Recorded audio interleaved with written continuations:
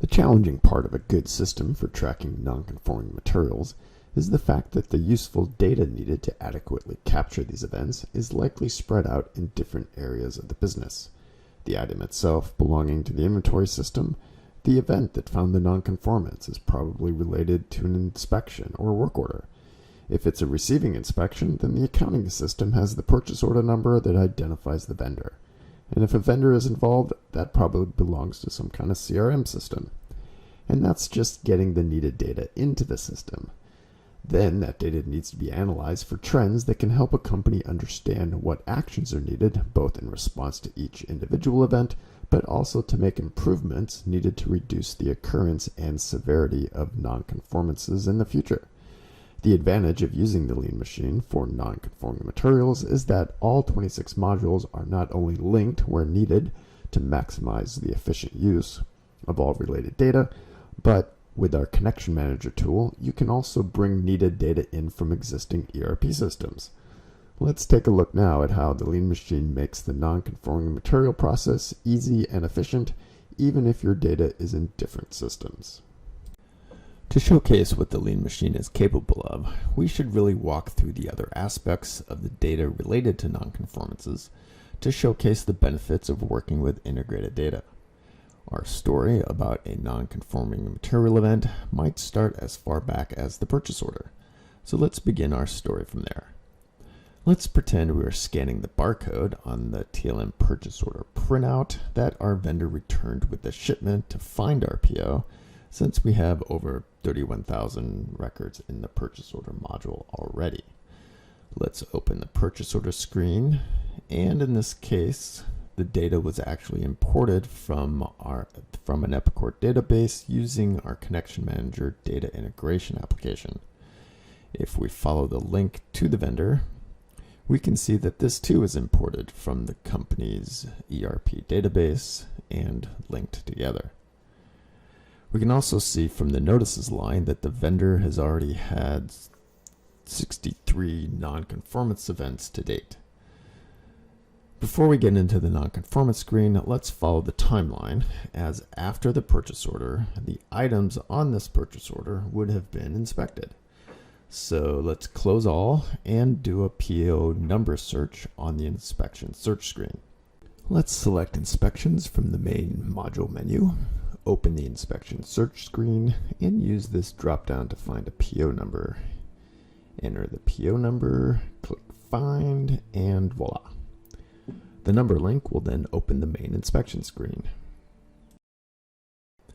Here we can see on the inspection screen the inspector only had to enter the PO number, and the Lean Machine filtered the options for the pack slip and corresponding parts to what was on that purchase order, saving a lot of time finding the part number, as there are over 19,000 imported from the ERP system in the inventory module. We will cover the inspection module in more detail in a different video. We just wanted to see that from the inspection, we can initiate a non-conformance report that is then linked to the inspection that originated it. To help this module fit into the details of how your company wants to handle non-conforming materials, system settings and custom fields gives the Lean Machine the flexibility to do just that. With custom fields, you can change many of the field names and even change what this module is called. For example, this field, for classifying the initial failure types, is both controlled by the management rep in terms of the available options, but is also a custom field that can be used for a different field data altogether. The two primary purposes of this module is to both characterize the non-conformance to support trend analysis, as well as to provide a controlled process for determining the disposition of the materials. The Reject Codes button up here will allow you to perform the first task of assigning reject codes to support trend analysis. The management rep can access the list of options here, and the Lean Machine supports multiple code assignments should it be necessary to track more than a single issue for a given material. The disposition of any group of parts can be linked to a particular reject code, or it can be a standalone record. The MRB, or Material Review Board, process follows the tabs across the top here, And most of these fields have been added to the custom field system to be configured as needed. Bottom of the Rework Repair tab, we can link one or two work instructions to this record. On the Review tab, reviewers can quickly search past nonconformances for this part and consider whether there are any that would suggest a corrective action is needed. From here, the disposition can be submitted to the reviewers, which will have this record appear on their dashboard.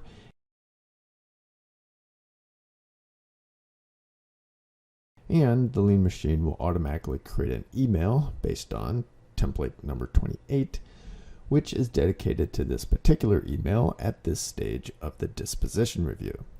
The Action Item tab collects the description of any action items, initiates and links this record to a corrective action or reinspection record if needed, and collects the final signature to close out the disposition record.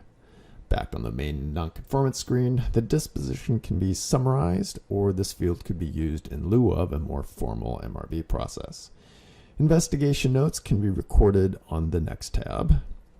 And on the last tab, we have more custom fields to characterize the action taken, the root cause, as well as approval, and the final review to close out the record. Printing individual records in the Lean machine will usually be available from a link on top of the form. Then, trending reports are available from the module reporting screen, accessible from the reports button on the main menu. Let's look at the trend of rejected materials for last year. Most reports give the ability to make an entry for the report title that might summarize some of the specific filters being used, or you can leave this blank as all the filters in effect are also listed on the report. While this is the reject code totals for the whole year, various combinations of filters can be used to drill down to a specific part and/or vendor so that the results might be more insightful for your specific circumstances. While we could keep going into the various system settings for this module, this is probably a good place to wrap up the overview for now. If you would like additional details or pricing for the Lean machine, be sure to wait for the link to our request form that is coming up shortly. Thanks for watching, and we'll see you in the next video. Have a wonderful day.